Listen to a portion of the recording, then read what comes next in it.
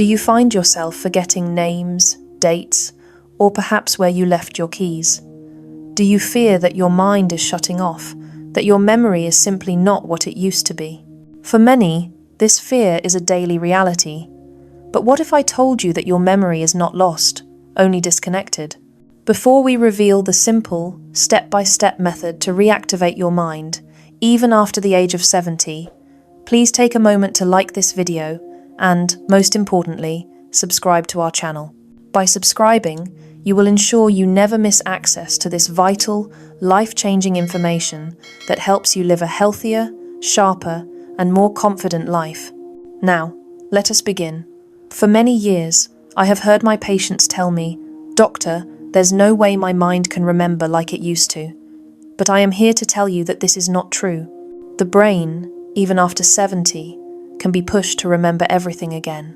It simply requires the right stimuli to awaken those dormant connections that are still present, waiting patiently to be reactivated. I am Dr. Katherine Rocke, a specialist in longevity and natural health with over 20 years of experience helping older adults recover their memory, clarity, and mental confidence.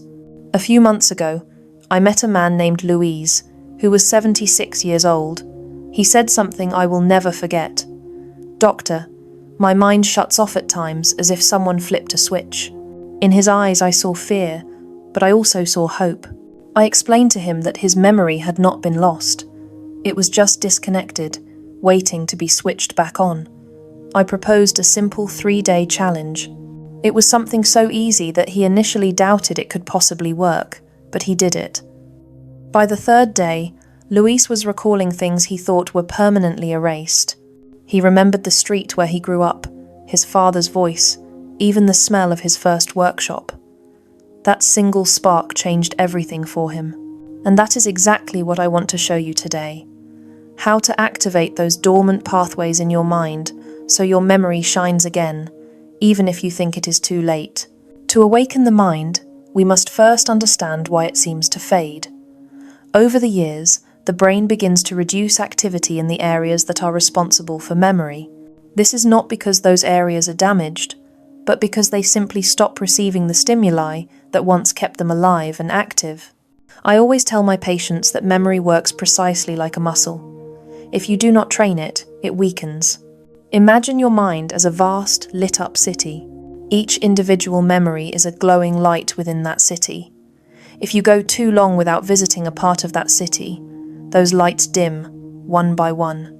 But the moment you decide to walk its streets again, the lights turn on, one after another, bringing back clarity and brilliance. The wonderful thing is that even after the age of 70, those connections, those lights, are still there. They are just waiting for a signal to awaken.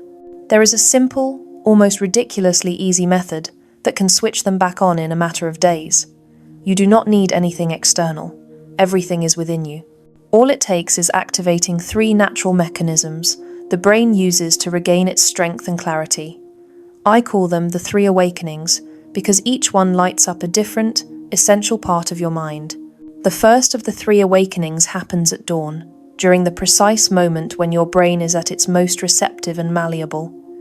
If you do this step right, the results can be felt in just days. Memory, you see, is not trained at a desk. It is trained from the moment you open your eyes in the morning. When you wake up, the brain goes through a specific stage that neuroscientists call the plasticity window. In simple terms, during those first few minutes, your neural connections are more receptive. It is as if your brain was soft clay, ready to be shaped. Everything you do or think in that specific moment leaves a deeper imprint than at any other time of day. Yet, most older people waste that precious moment. As soon as they wake up, they turn on the television, they grab their phone, or they immediately begin to think about the day's worries. In doing so, they are shutting down the opportunity to reactivate their memory. It is like opening a delicate flower and then closing it just before the sun has a chance to hit it. That is why the first thing I teach is how to use those first 15 minutes of the morning to awaken the brain. When you wake up tomorrow, do not get up right away. Stay for a few seconds with your eyes closed, breathing slowly. That simple act signals to the brain that it is time to organize thoughts and to wake up without stress. Then, try to recall 3 things from the day before in as much detail as possible. It could be a conversation, a particular smell, or even an image of what you ate for lunch. This is not about perfection, it is about the effort to bring those images back. This small exercise activates a part of the brain called the hippocampus, which acts as the recording center for your memories. Imagine your hippocampus as a library. Every time you recall something, you are walking into that library, opening a book, reading it, and putting it back in its proper place. If you repeat this habit every single morning, you are training the inner librarian who organizes your entire mind. Over time, you will notice that recalling names, dates, or words becomes easier, as if the books were always within reach. Many ask me, "Doctor, why does it have to be first thing in the morning?" The answer is simple. When we wake up, the brain is blank, free from the flood of stimuli it receives during the day. It is the ideal moment to strengthen new connections without distractions. Think of it as a damp garden where any seed grows stronger. If you plant your memories there, they will grow. If you leave it empty, the weeds of forgetfulness will take over. This morning, ritual is powerful, and we can see its effects in real people. I remember the case of Elena, a 78-year-old woman who had started forgetting small details. Her neighbor's name, a doctor's appointment, where she left her keys. I asked her to do this exercise as soon as she woke up. The first morning, she could only recall what she had for breakfast. The second, she remembered a dream. And on the third day, something unexpected happened. She brought back the song she danced to at her wedding. That memory made her cry with emotion, not just because she recalled the melody, but because she felt her brain responding again. That emotion is the key. Every time we recall something and feel it, the brain releases dopamine and strengthens the connection that produced that memory. In my sessions, I often say recalling with emotion is like underlining a line in your mind. The color sticks, and it does not fade. Once you have awakened those first connections, you can add a more powerful step: conscious visualization. After recalling 3 moments from the day before, try imagining how you want to feel today. That mental projection prepares the brain to create new memory pathways. In other words, you are not just recalling the past, you are programming the future. Furthermore, recreate positive scenes from the past, especially those that spark strong emotions. Think of an afternoon with your children, the feeling of the sun on your skin, or the smell of freshly baked bread from your childhood. When you reconstruct that scene with all your senses, sight, sound, touch, taste, and smell, the brain activates multiple regions at once, creating a more stable and forget-resistant network. One of my patients, Julian, an 80-year-old man, practiced this. Every morning, he mentally relived walks with his wife along the boardwalk, recalling the breeze, the sound of seagulls, and the color of the sea. After a few weeks, he told me something that stuck with me. "Doctor, when I do this, I don't just remember more, I feel alive again." This morning ritual also includes conscious hydration. While we sleep, the body loses water, and the brain, which is mostly liquid, slows down. Drinking a glass of room temperature water as soon as you wake up helps oxygenate the brain. Finally, practice conscious observation. Pay attention to everyday details, the color of the sky, the smell of coffee, and maintain emotional coherence. If your first thoughts are of worry, the brain associates that state with the rest of the day. If you start with gratitude, the brain's chemistry changes and the mind becomes more receptive. Now that you know how to harness the most powerful moment of the day, it is time for the next step. This is the technique I call forced recall. If the morning brain awakening opens the door, forced recall is what lets you cross it and walk confidently through your mind. Many believe memory works like a passive archive, where memories are stored and just wait to be found. But in reality, memory is dynamic. It needs movement, challenge, and searching. The more you make it work, the more awake it stays. I call this process forced recall because it involves making the brain search for information without any external aids. No calendars, no notes, and no phones. It is just you, your mind, and the will to remember. That small mental friction is what sparks the rekindling of dormant connections. When I ask my patients to try recalling an old phone number, a recipe, or the lyrics of a song, they often look at me with skepticism. But as soon as they manage to bring back even one detail they thought was lost, something fascinating happens, a sense of euphoria, almost as if the brain were breathing fresh air after years of confinement. That moment is powerful because it proves that the memory has not gone, it just needs a push to move. Each memory is a book on a shelf. When you use a digital search engine, the information appears instantly, but your neurons stay still. But when you force yourself to walk the aisles, touch the book spines, open them, and read their pages, your mind activates, it lights up, and it comes back to life. That is exactly what forced recall does. Here is a simple example. Choose a word, like coffee. Then, try to recall the first time you tasted it. Who were you with? What did you feel? Do not look at photos or past conversations. Just let your mind find it. It might take a few seconds, or it might take a minute. That wait is valuable. While you search, your neurons are building new pathways. I remember the case of Beatrice, a 75-year-old woman who had lost confidence in her memory. During a session, I asked her to recall the address of her first home. It took her several minutes. She furrowed her brow, she moved her lips without speaking, and then she smiled. It was San Martin Street, number 217. Her expression changed completely.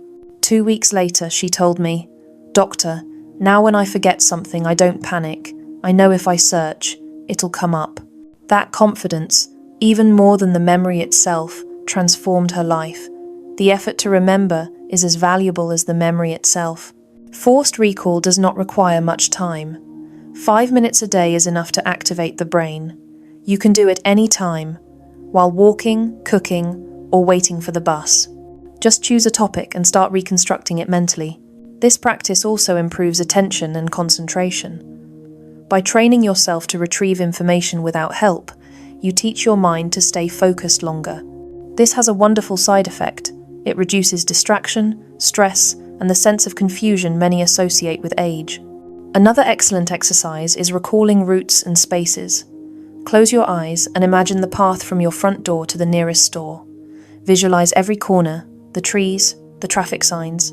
Then, when you actually go out, compare your visualization with reality. That comparison stimulates the parietal cortex and hippocampus, strengthening spatial memory, which is one of the first to deteriorate with time. To amplify this effect, I teach a method I call the memory chain. It involves using one thought as a starting point and letting it naturally lead to the next. For example, you start by recalling your first job. Then, you recall the uniform you wore. Then, the smell of the workshop or office. Then, your colleagues, the lunches, the conversations. Each image acts as a link that pulls the next, keeping the brain in constant motion. A woman who attended one of my workshops, Rosa, shared something beautiful. She was 79 and convinced her mind was no longer good for learning. She started doing the memory chain exercise every afternoon while knitting. One day, while trying to recall the lyrics of a song her mother used to sing, she felt a tremor in her chest. Without realizing it, she started humming it. Then the words came back, one by one, as if someone were whispering them from within. I also recommend turning forced recall into a game. Make it fun. Challenge your mind. Try recalling the grocery list without writing it down. Relive the plot of a movie you saw years ago. An advanced technique you can try is called reverse recall. It involves starting at the end of an event and mentally working backward to the beginning.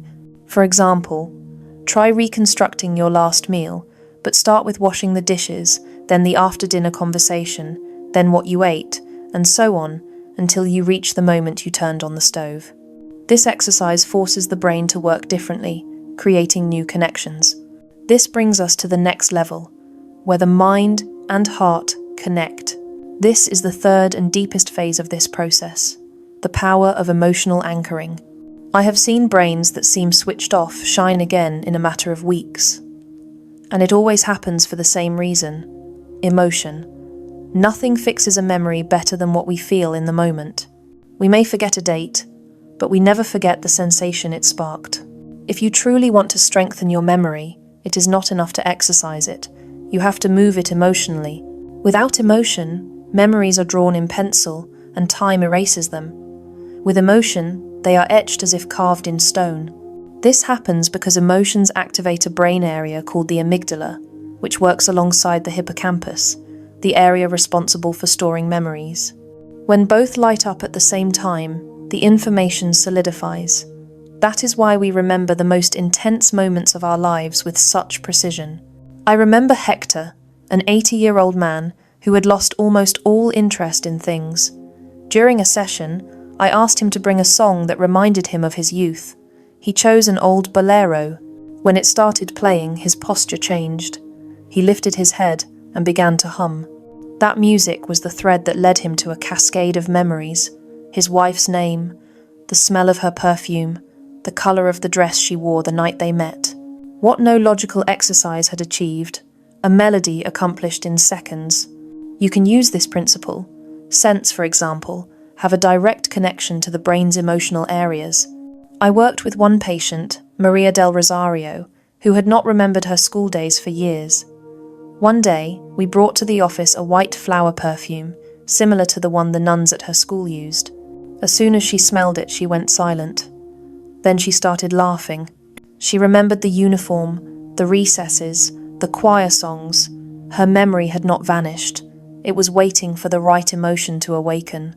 You can also use active gratitude. When you consciously give thanks, your brain releases oxytocin, strengthening inner calm, or narrate your memories out loud. Talking about what you have lived keeps the brain in an active state of construction. Even laughter is a powerful anchor. And what about sad memories? It can hurt, but a sad memory can also heal. When you relive it with a different emotion, understanding, gratitude, or forgiveness, the brain rewrites the story. It is no longer about suffering the same thing, but transforming it. What truly harms the mind is not remembering, it is avoiding feeling. When people start applying these 3 steps, morning awakening, forced recall, and emotional anchoring, something very special begins to happen. They do not just recover memories, they recover vitality. The mind feels lighter, ideas flow clearly, and mood improves. Many tell me, "Doctor, now I wake up with energy. I feel like talking, reading, moving, and that is not a coincidence." When memory awakens, the whole body aligns. The brain needs movement, emotion, and purpose to stay young. However, I always give a warning. It is not about demanding more from the brain, but stimulating it with care. Forcing it too much can lead to frustration or exhaustion. If one day you feel you cannot recall something, do not worry. Your mind needs rest too. Remembering should not be an obligation, but a way to reconnect with yourself. It is also important to care for your environment. Sleep well, stay hydrated, and avoid information overload. The mature mind needs calm and space to reorganize what it has learned. I recommend moments of silence, turning off screens, and observing real life. I have seen how in just a few weeks, people who felt forgotten start recognizing themselves in the mirror with a new look. They stop saying, "I'm old," and they start saying, "I'm remembering again." And that change in phrasing changes everything. Because memory does not just hold the past, it shapes the present.